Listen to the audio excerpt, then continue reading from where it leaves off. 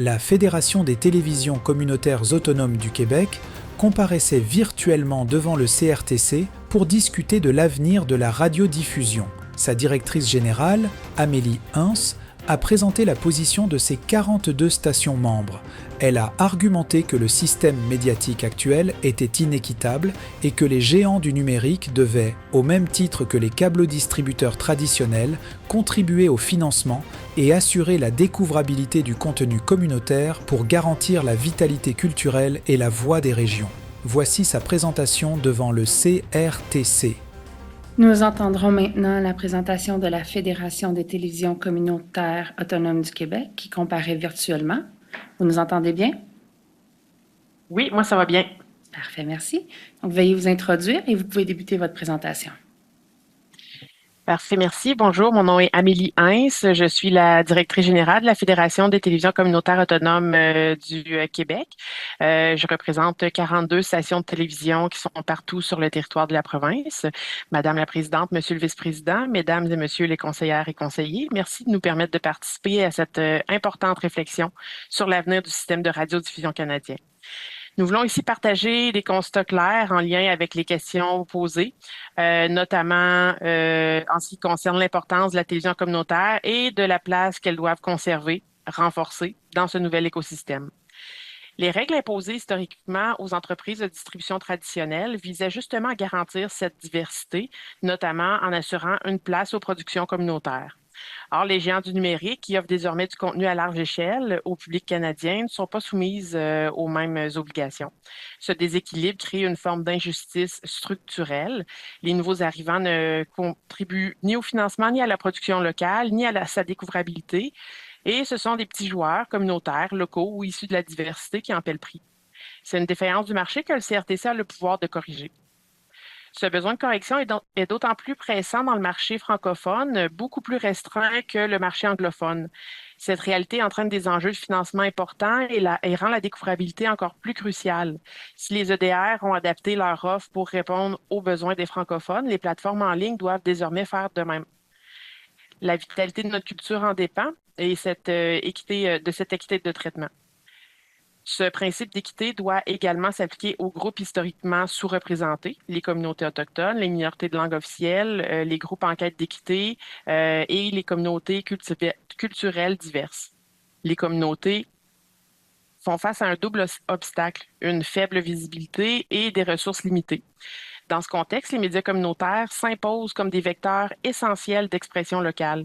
Ils donnent une voix à ceux que les grands réseaux ignorent. C'est pourquoi il est fondamental que les entreprises en ligne participent activement à leur financement afin d'assurer une véritable représentativité au sein du système.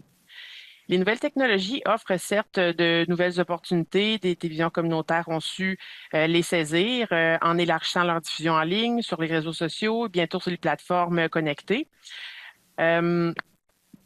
Mais cette adaptation, souvent saluée, c'est faite sans financement supplémentaire. Or, l'innovation ne peut être durable sans soutien.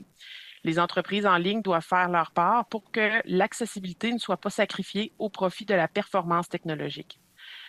En parallèle, les rapports de force dans l'écosystème médiatique ont profondément changé. Les entreprises en ligne bénéficient d'un accès aux citoyens sans être soumises aux obligations traditionnelles. Elles n'investissent ni dans l'infrastructure qui diffuse, ni dans la production de contenu représentatif. Ce déséquilibre nuit à la diversité culturelle canadienne. Il est donc crucial que le CRTC intervienne pour établir les règles du jeu justes et cohérentes. Un cadre modernisé doit ainsi s'appuyer concrètement la création et la propriété de contenu par les communautés. Les télévisions communautaires indépendantes, ancrées dans le tissu social, sont des véhicules efficaces et éprouvés pour soutenir cette création. Elles permettent à chaque région, à chaque culture, à chaque voix de se faire entendre. Mais pour que ces voix soient entendues, elles doivent, elles aussi, être trouvées. Le défi de la découvrabilité est immense dans un univers saturé de contenu. Il devient essentiel de garantir que les productions locales, en particulier celles qui portent notre culture, notre identité et notre démocratie, soient visibles, accessibles et mises de l'avant sur toutes les plateformes. Pour y parvenir, les outils réglementaires du Conseil doivent évoluer. Les plateformes en ligne doivent être tenues aux mêmes responsabilités que les EDR. Distribution du contenu communautaire dans des forfaits de base, soutien à sa production et obligation de découvrabilité. Les articles comme le 9.1H qu'on a entendu parler plus tôt doivent être adaptés à la réalité numérique. L'intégration de la programmation communautaire en ligne est techniquement faisable et socialement nécessaire. En conclusion, l'avenir du système de radiodiffusion canadien repose sur notre capacité à préserver ce qui fait sa force, la diversité, la proximité et la voix des communautés. Il ne s'agit pas seulement de rétablir un équilibre, mais de bâtir un système résilient, équitable et représentatif à l'image de notre pays. Donc, merci de votre écoute et de votre ouverture. Il me fera plaisir de répondre à vos questions en français ou en anglais. Merci beaucoup, Mme Hintz. Ça nous fait plaisir de vous revoir. On est conscient que c'est exigeant pour des petites organisations comme la vôtre de participer à plusieurs audiences et nous vous remercions. Je cède tout de suite la parole à la conseillère Paquette qui va diriger la période de questions. Oui, bonjour Madame Hintz, re-bienvenue. En effet, c'est un plaisir de vous parler Merci. pour une deuxième fois en peu de temps. Comme vous le savez, dans cette audience-ci, on se penche sur les dynamiques de marché. Alors, j'aimerais peut-être commencer par vous demander, discuter avec vous de l'impact de l'évolution des dynamiques de marché sur les diffuseurs communautaires. Vous avez parlé de nouvelles opportunités que le monde en ligne apporte et que vous avez réussi à saisir, ce que j'ai entendu dans votre introduction. Pouvez-vous nous parler un peu plus comment est-ce que le contenu communautaire réussit à rejoindre leurs auditoires et sur quelle plateforme? Oui, en fait, nous, on développe des applications pour être disponibles sur les téléphones intelligents, donc des applications mobiles, mais aussi des applications pour être disponibles sur les télévisions intelligentes. Donc, jusqu'à présent, la plus populaire au Canada, c'est Roku. Donc, c'est pas quelque chose de canadien pour autant, mais il en existe plusieurs, puis il faut développer plusieurs applications différentes pour tous ces carriers-là, donc que ce soit Fire Stick, le Chromecast, etc. Donc, ça demande des coûts, mais la télévision communautaire s'est adaptée. On est disponible en ligne. Toutes les télévisions ont des sites Internet, sont sur YouTube ou Vimeo par choix, en plus d'être sur le câble traditionnel.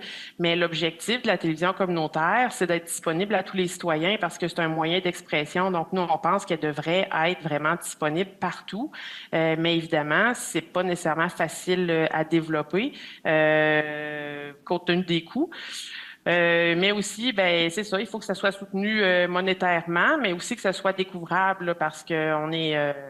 c'est ça, on en a parlé depuis le début de cette audience. Là. Il y a une multiplication des offres pour les citoyens. Donc, c'est important qu'ils soient capables de nous trouver.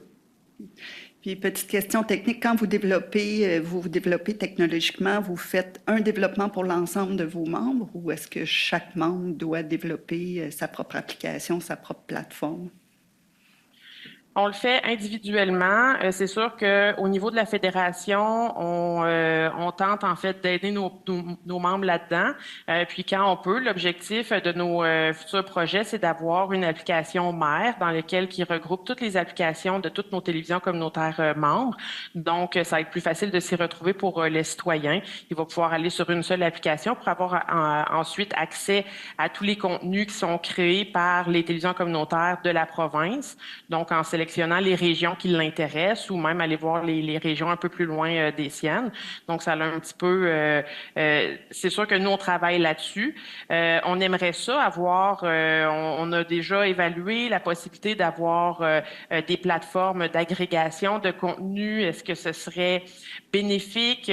On n'est pas certain parce que des plateformes, il y en a plein d'agrégation de contenu. Quand il y a une multiplication de ce genre de plateforme-là, ben ça reste que ça fait une multiplication d'endroits pour le citoyen ou aller voir, consulter les nouvelles ou les programmations. Donc, est-ce que c'est ça la solution? On n'est pas certain.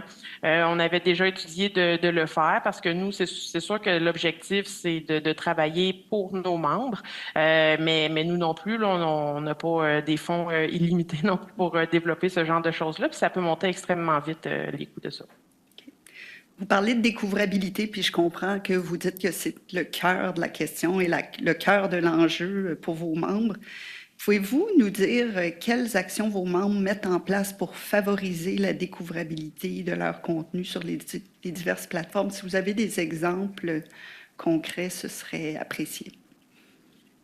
Oui, absolument. Nous, on a la chance d'être au Québec et d'avoir accès à un agent de développement numérique qui épaule nos membres dans la mise en place justement des stratégies numériques, des bonnes pratiques. Donc, nos membres qui font affaire avec notre agent vont se mettre à jour, vont s'assurer d'utiliser les bons termes pour être découvrables en ligne, avoir adopter les bonnes pratiques en matière de SEO, etc., d'avoir des manières de faire qui vont être un petit peu plus standardisées pour être certain que c'est la meilleure manière d'être découvrable en ligne. Donc, on a beaucoup de chance, mais nous, c'est particulier parce que le gouvernement participe à ça, puis c'est grâce au gouvernement du Québec qu'on peut avoir un agent de développement numérique qui épaule nos membres comme ça, qui n'auraient pas nécessairement les moyens, chacun de leur côté, d'avoir un spécialiste du numérique dans leurs équipes, là, loin de là, ce qui n'est pas le cas dans le reste toutes les autres télévisions communautaires dans le reste du pays.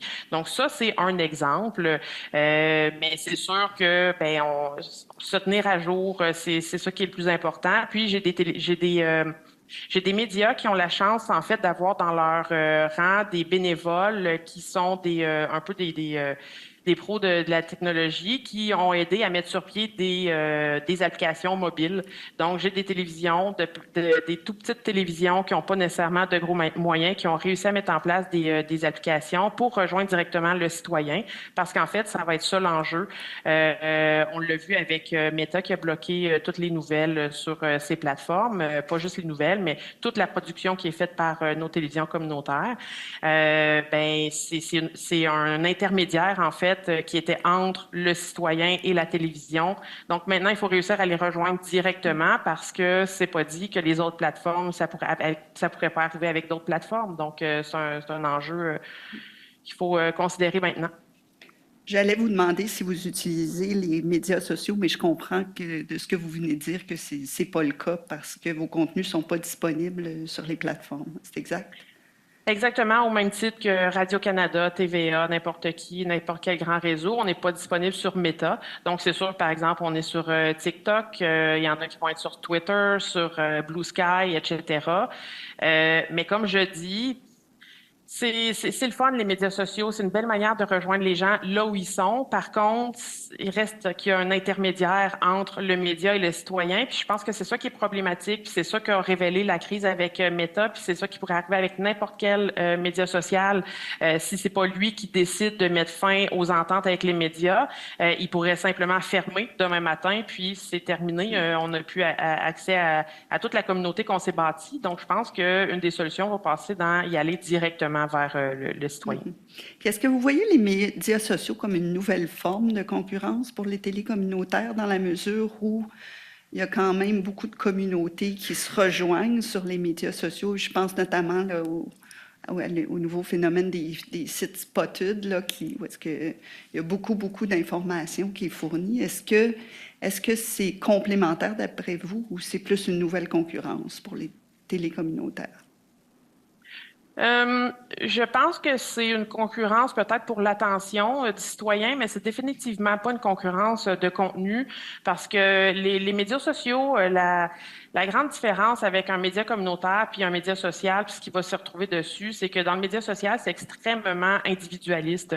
Nous, ce qu'on a à cœur, c'est les communautés, c'est de donner une voix aux communautés sur le terrain, tandis que ce qu'on va retrouver beaucoup sur les médias sociaux, c'est des voix individuelles. C'est un individu, une personne, c'est un influenceur qui va avoir un impact. Donc, c'est un seul point de vue aussi, ce qui peut être, selon moi, dangereux. Puis sinon, l'information qu'on trouve sur les médias sociaux, on l'a vu, surtout dernièrement, il y a de moins en moins de vérification de faits. Il y a certaines plateformes qui en font plus du tout.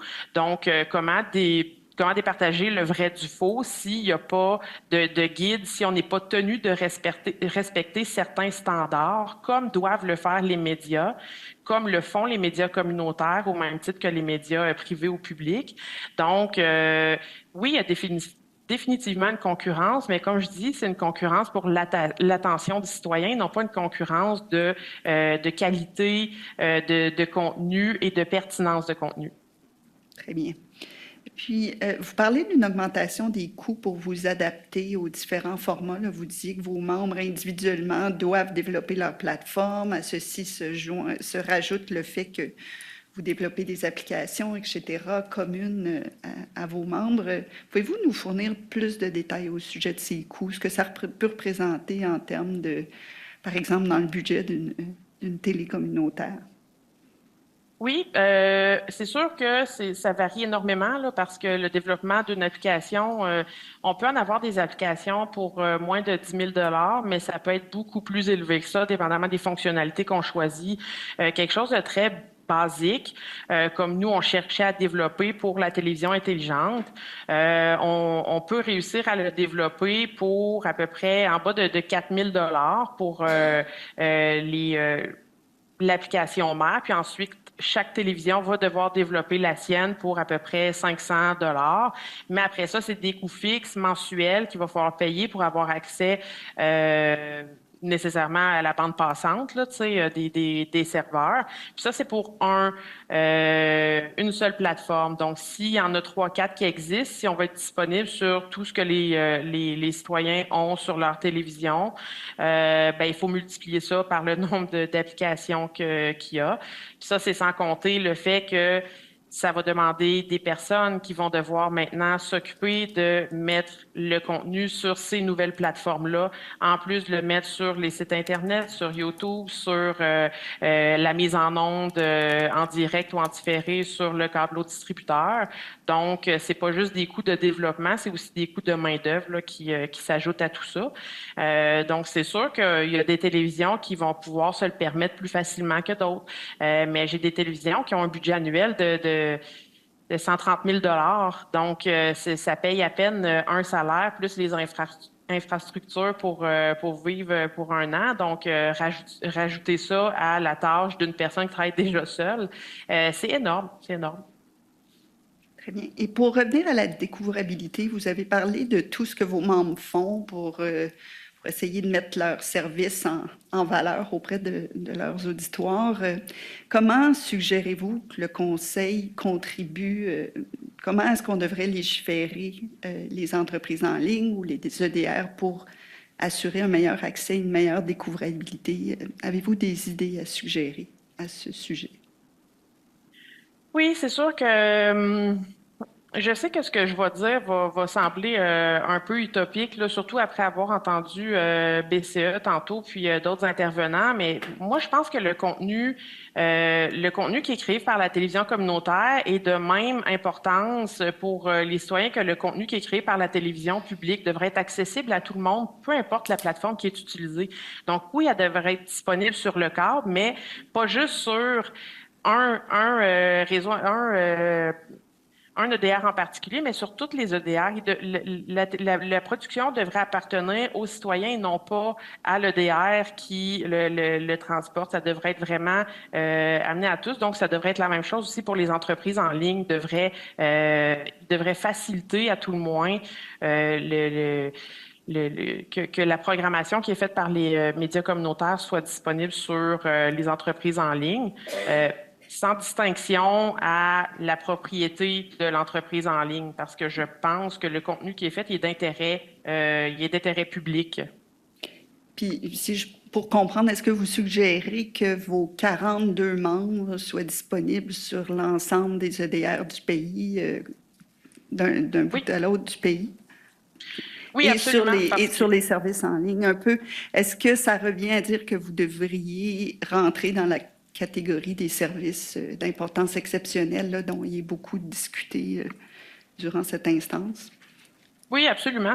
Absolument. Puis nous, ça fait longtemps qu'on dit que ça devrait être comme ça, puis que les EDR qui doivent donner une partie de leur revenu brut à la production communautaire ne puissent pas le faire à l'interne, mais que ça soit donné pour de vrai à la communauté, donc géré par un fonds indépendant qui soit complètement indépendant justement de l'EDR.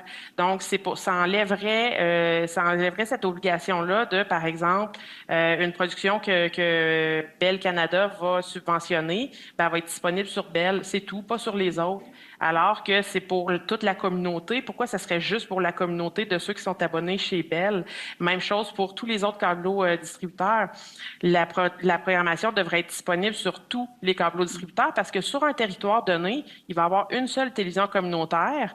Donc, si elle est disponible juste pour, par exemple, les clients de Vidéotron, mais pas pour les clients de Rogers, Bell ou Cogeco, ça fait pas de sens. Ils habitent le même territoire. Donc, l'argent devrait être géré de manière indépendante. Ça devrait pas être les EDR qui gèrent cet argent-là, mais ça devrait être justement les communautés qui prennent en charge la production.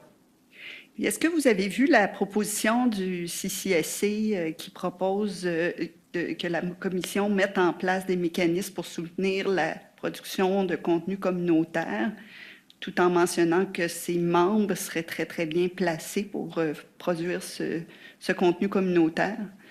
J'aimerais bien voir ce que vous avez à dire à ce sujet. Leur acronyme, c'était les... CCSA, c'est le Canadian Communication System Alliance, qui représente les petits distributeurs au pays. Ah non, j'ai pas entendu. Je sais pas, il faudrait vraiment que j'analyse ça. Les petits distributeurs, je sais pas, ils sont pas disponibles partout, hein, j'imagine. Tu sais, au Québec, nous, en gros, on a 2 grands câbleaux distributeurs, là, 3 si on ajoute Sogetel, mais c'est Vidéotron, Cogeco, Sogetel. Donc, je sais pas quel serait le rôle de ces petits distributeurs-là s'ils sont même pas présents sur les territoires. Est-ce que eux, ils voudraient prendre en charge cette production puis la diffusion? Comment ça pourrait se faire? Je sais pas. OK. Ben, peut-être, vous pouvez prendre le temps d'y penser. Oui. On pourra peut-être poser la question là, à travers la demande d'information qui va suivre l'audience. Puis je terminerai peut-être en vous demandant, y a-t-il d'autres mesures réglementaires, là, autres que celles reliées à l'aspect financier dont vous avez parlé, à la distribution? Est-ce qu'il y a d'autres choses que le Conseil pourrait mettre en place pour soutenir vos membres? Bien, définitivement, en tout cas, ne pas réduire les exigences en matière de financement et de distribution des EDR traditionnels, parce qu'on l'a entendu un petit peu, là, puis ça risque d'être redemandé aussi par d'autres qui vont passer plus tard cette semaine. Tu sais, nous, ce qu'on aimerait, c'est au contraire que ça soit maintenu et même élargi, puis que ça soit disponible aussi en ligne. Je pense qu'il y a une belle occasion là pour le CRTC de peut-être revenir un peu en arrière sur les dommages qui ont été causés en 2016, quand il y a eu des coupures de fonds dans la télévision communautaire parce que, soi-disant, il y avait trop d'argent dans la télévision communautaire. Tu sais, moi, j'ai des membres là, qui sont en danger de fermer. Là, j'ai une télévision en Abitibi qui a fermé l'année dernière. Puis on peut pas dire que c'est pas déjà un désert d'information, là, cette région-là. Donc, je pense que ça serait... ça pourrait être une catastrophe parce que dans bien des places, c'est tout ce qui reste, le média communautaire et tout ce qui reste pour l'information, pour se voir à la télé, pour entendre parler de ce qui se passe chez nous, parce que les grands réseaux se retirent parce que ça coûte cher faire de cette programmation-là.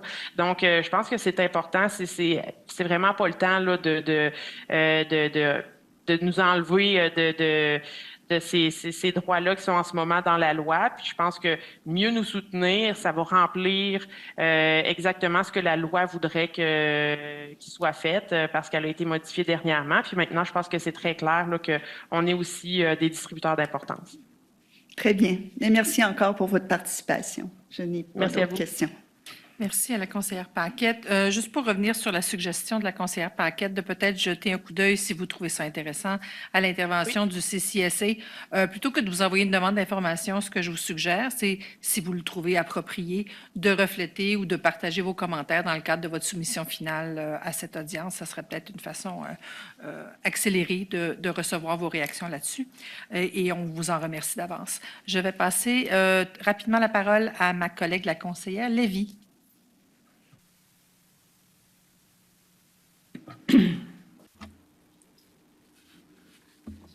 Je vais vous poser ma question en anglais. Je suis très impressionnée par l'ambition et votre orientation communautaire se situe. Et comment est-ce que vous maintenez vos contacts et vos connexions avec communautés? Vous avez des applis, etc. Mais comment est-ce que les gens savent que vous existez même? Eh bien, parce que mes membres sont pratico-pratiques. Ils sont là. Lorsque une organisation locale pose la question d'avoir plus de visibilité ou organise un événement, c'est nous qui sommes là. C'est nous qui couvrons ce genre d'activités. Nous les affichons en ligne, à la télé, nous écrivons des articles là-dessus et c'est la raison pour laquelle nous savons que nous continuons à être importants au niveau de la communauté. Ils sont reconnus sur le terrain parce que justement, ils sont toujours présents, puis parmi les seuls médias qui se déplacent, parce qu'il y a une très grande régionalisation des médias en général. Donc, c'est difficile de faire des dizaines, des centaines de kilomètres dans certaines régions pour aller couvrir des événements. Donc, nous, on est présents. Quand il y a des communiqués de presse envoyés, c'est relayé. Donc, les gens entendent parler de leur communauté grâce aux médias communautaires. Donc, c'est pour ça qu'ils sont reconnus, je crois.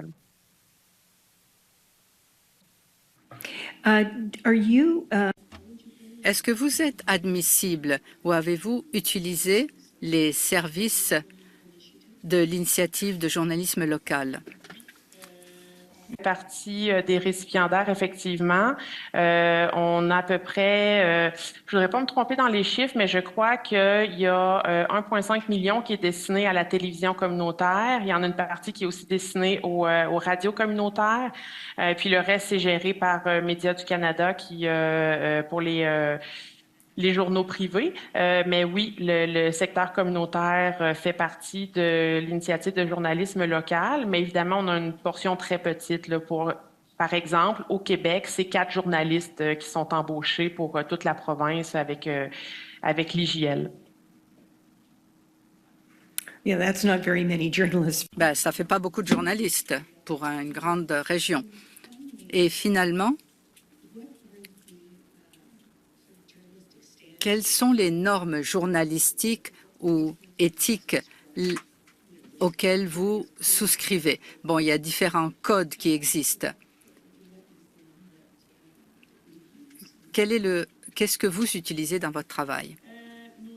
Vont souscrire au code d'éthique et de déontologie du Conseil de presse du Québec. C'est ce qu'on recommande, à moins qu'ils aient à l'interne un code qui est équivalent ou au moins supérieur à ce code-là. Donc, c'est à ça qu'ils vont se coller. Donc, c'est assez standard. Puis, on a des relations aussi de proche avec la FPJQ qui nous offre des formations sur l'éthique journalistique, etc. Donc, mais oui, c'est le conseil de presse. Thank you very much.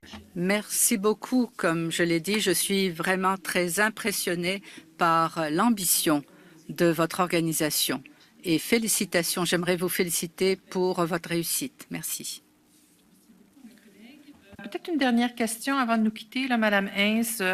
Un des enjeux qu'on explore dans le cadre de l'avis de consultation, c'est la question de l'accès à des événements importants ou culturellement pertinents. Je serais intéressée un petit peu de vous entendre sur le rôle joué par vos membres par rapport à ces événements somme toute assez particuliers et dans quelle mesure vous avez remarqué un problème d'accès, comment il se manifeste et éventuellement quelles pourraient être les solutions pour assurer un tel accès?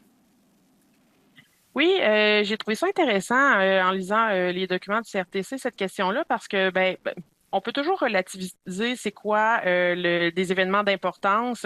Au niveau local, un événement d'importance, ça va être probablement de pouvoir voir à la télévision cégep en spectacle ou même secondaire en spectacle, qui est souvent une prémisse avant d'aller au concours régional où tu as les finalistes, tout ça. Nos télévisions sont présentes puis ils vont diffuser ça. Il y a certaines difficultés là où je suis vraiment pas certaine que le CRTC pourrait se pencher là-dessus, mais c'est au niveau des droits d'auteur. des droits d'auteur.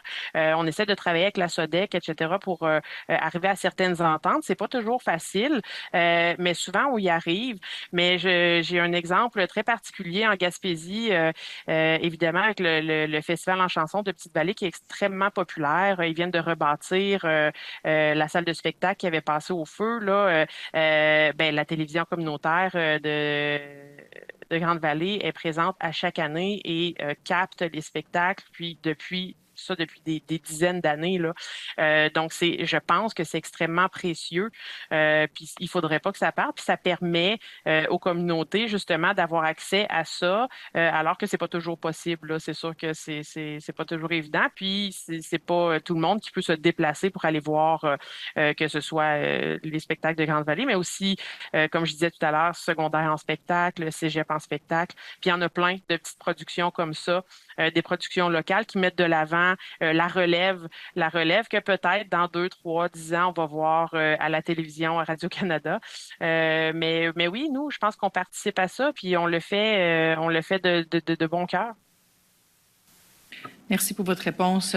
Et comme vous le savez, nous avons dans notre calendrier d'audience une audience sur la politique audio qui est prévue en septembre. Alors, ce sera peut-être l'occasion de poursuivre cette conversation sur l'accès à de tels événements musicaux et l'appui à la relève. Je vous remercie, Mme Hintz, puis pour votre participation encore une fois. Et on espère vous retrouver à un autre moment. Merci beaucoup. Merci. Au revoir.